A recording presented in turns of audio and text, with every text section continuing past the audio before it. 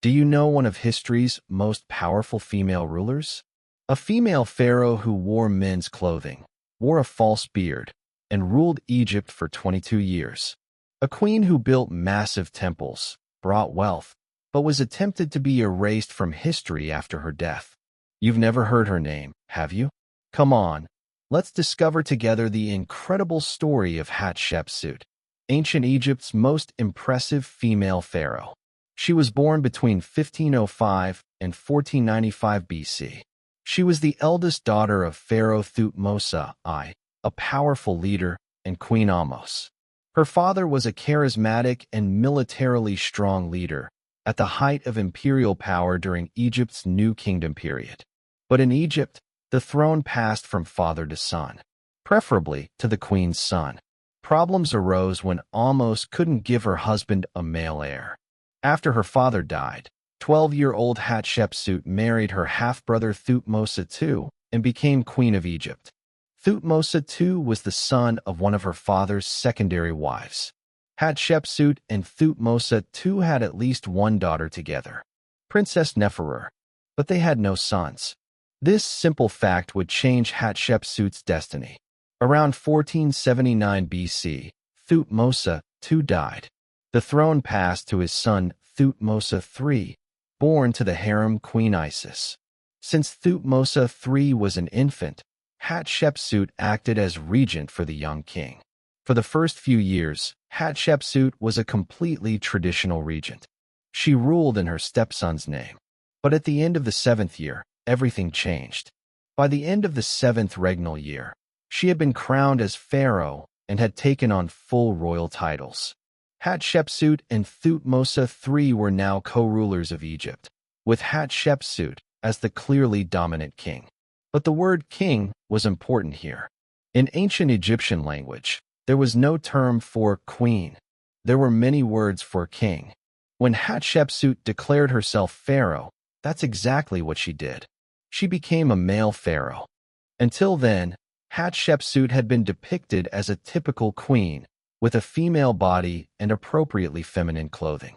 But now, after a brief experimental period combining a female body with male, kingly symbols, official portraits began showing Hatshepsut with a male body, wearing the traditional kilt, crown or headdress, and false beard. But why? Why would a female pharaoh wear a false beard? It was a ceremonial beard even for male pharaohs. It wasn't their real beard. It was just part of Egyptian court life. This is what one had to do to be a ruler. Hatshepsut ruled during the 18th dynasty and adopted the full symbols of a male king to legitimize herself, including the false beard. Hatshepsut wore traditional male pharaoh attire to legitimize herself. A pleated kilt called the shendit, worn by kings and symbolizing authority and power. The Nemes headdress, a striped headcloth worn by pharaohs, and the false beard, a symbolic beard representing the pharaoh's connection to the gods. But even though she adopted male clothing, Hatshepsut also included elements that emphasized her femininity. She was sometimes depicted wearing a long, transparent dress under her kilt, emphasizing her grace and delicacy. This wasn't just to deceive people. Hatshepsut's depiction of herself as a male pharaoh was symbolic and not evidence of transvestism or androgyny. She wanted to be both mother and father. She emphasized the qualities of both men and women to convey the idea that the kingdom had both a mother and a father. Hatshepsut's reign was an extremely successful period for Egypt. Her reign was essentially peaceful, and her foreign policy was based on trade rather than war. But this didn't mean she was weak. Scenes on the walls of the Deir al-Bahri temple show that she began with a brief but successful military campaign in Nubia. Her most famous achievement was the trade expedition.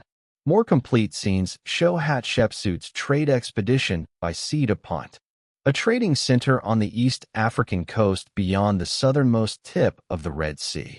Gold, ebony, animal hides, baboons, processed myrrh, and live myrrh trees were brought back to Egypt, and the trees were planted in the Deir al-Bahri gardens. This expedition brought immense wealth including ivory, ebony, gold, leopard skins, and incense. Restoration and construction were important royal duties, and Hatshepsut's construction projects were among the most ambitious of any pharaoh. She erected 2 obelisks 30 meters high in the Great Temple Complex at Karnak. Reliefs commemorating the event show that the obelisks, each weighing approximately 450 tons, were towed along the Nile by 27 ships operated by 850 oarsmen. Her greatest achievement was the massive mortuary temple at Deir el-Bahri, considered one of ancient Egypt's architectural marvels. This temple still stands today and enchants visitors.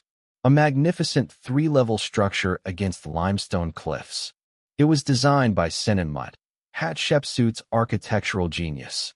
Senenmut was Hatshepsut's chief minister and architect. Some have suggested that Senenmut may also have been Hatshepsut's lover, but there is very little evidence to support this. But he was certainly one of the men Hatshepsut trusted most, and he built incredible structures for her. Hatshepsut used other methods to legitimize herself. Priests told a story of divine birth. In this legend, the god Ammonius goes to Ahmose in the guise of Thutmose I. Hatshepsut is conceived by Ahmose. Khnum, the god who shapes the bodies of human children, is commanded to create a body and ka, bodily existence/life force, for Hatshepsut. Thus Hatshepsut was not just a king, but also the daughter of the god Ammonius. Hatshepsut and Thutmose III would rule together as pharaohs for the next 22 years. Considered one of Egypt's greatest pharaohs, male or female, Hatshepsut brought great wealth and art to her country. But around 1458 BC, Hatshepsut died. After 22 years of her reign as pharaoh, she died at approximately 50 years old. The cause of death was unknown for many years. Her mummy was found by Howard Carter in 1903 in a tomb in the Valley of the Kings, KV 60. Carter discovered 2 mummies in the tomb. One was inside a coffin, the other was lying on the floor. In 2007, Egyptian archaeologist Zahi Hawass determined after extensive research that the mummy on the floor was Hatshepsut. A tooth was found in a small box belonging to Hatshepsut, and this tooth fit exactly into an empty tooth socket in one of the mummy's mouths. DNA tests also confirmed the identity. The examinations of the mummy were shocking. It's believed that Hatshepsut was obese, had diabetes and cancer, and died in middle age from some type of cancer. CT scans and other examinations revealed signs of bone cancer or another serious disease that may have contributed to her death. Radiologist Ashraf Salim said, "The type of cancer we discovered affects the pelvic bone, especially the left iliac bone.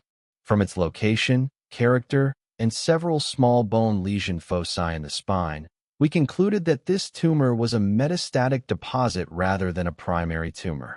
Salim said that while he doesn't completely rule out bone cancer, he believes it's more likely that another type of tumor spread to the bone. It could be a tumor affecting the lung, breast, or kidney. Whatever the origin of the tumor, it's very likely that Queen Hatshepsut spent her final days in pain, he said. In 2011, researchers in Germany detected a carcinogen in a jar identified with Hatshepsut. This led to speculation that she may have used a lotion or ointment for cosmetic reasons or to treat a skin condition, and that this led to cancer. Hatshepsut was buried in the Valley of the Kings, also Tutankhamun's tomb. In another effort to legitimize her rule, she arranged for her father's sarcophagus to be reburied in her tomb, so they could lie together in death. After Hatshepsut died, her stepson Thutmose III became sole pharaoh and ruled for another 30 years. But then something terrible happened. Late in his reign, Thutmose III attempted to erase almost all evidence of Hatshepsut's rule, including her images as king in the temples and monuments she built. Her statues were destroyed, her monuments were vandalized, and her name was erased from the official king list. Erasure methods varied from completely destroying any instance of her name or image to replacing Thutmose I or II where Hatshepsut once stood. At the Deir el-Bahri temple, Many of Hatshepsut's statues were destroyed and in many cases smashed or defaced, then buried in a pit. Why? Why did Thutmose III try to erase his stepmother from history, who had shared power with him for 22 years?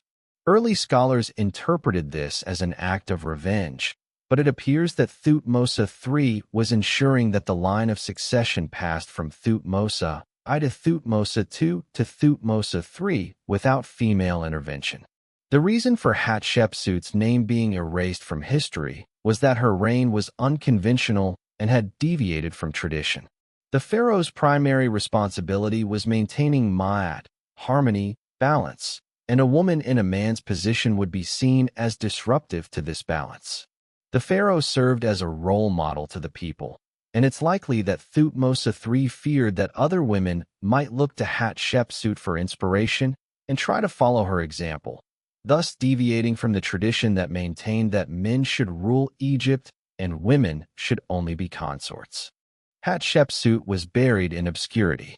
She remained hidden until 1822, when the decipherment of hieroglyphic writing allowed archaeologists to read the Deir el-Bahri inscriptions. At first, the inconsistency between the female name and male image caused confusion. French hieroglyph decoder Jean-François Champollion said, "If I was somewhat surprised to see here, as everywhere in the temple, the famous Moeris, Thutmose III, adorned with all the insignia of royalty, giving place to this Ameninthe Hatshepsut, whose name we would search for in vain in the royal lists, it was even more surprising to find, when reading the inscriptions, that the nouns and verbs referring to this bearded king were feminine, as if speaking of a queen." Today, Hatshepsut is recognized as one of ancient Egypt's greatest pharaohs. According to historian James Henry Breasted, Hatshepsut is the first great woman in history of whom we are informed. Cleopatra may be ancient Egypt's most famous woman, but far more important was Hatshepsut, a female pharaoh who ruled for about 20 years in the 15th century BC, during the early New Kingdom. Hatshepsut's story teaches us many things. It shows how a woman could take power in a world dominated by men. Rather than changing the rules, she chose to work within the rules by depicting herself as a male pharaoh. But at the same time, she never denied her femininity. She was both mother and father, both woman and man. Her reign was full of peace and prosperity. She chose trade over war, construction over destruction. As one of ancient Egypt's most prolific builders, she oversaw large-scale construction projects such as the Karnak Temple Complex, the Red Chapel, Spios Artemidos, and most famously, the Hatshepsut Mortuary Temple at Deir el-Bahri. But history was cruel to her. Her stepson tried to erase her from history. He almost succeeded. For 3,500 years, Hatshepsut was lost, forgotten. She was only rediscovered in the 19th century when archaeologists found her mummy and deciphered the hieroglyphs. Today, Hatshepsut's story is a source of inspiration. She was a woman who challenged social norms, seized power, and never gave up. If she had to wear a false beard and men's clothing, that's what she did. But this wasn't just a costume. This was a revolution.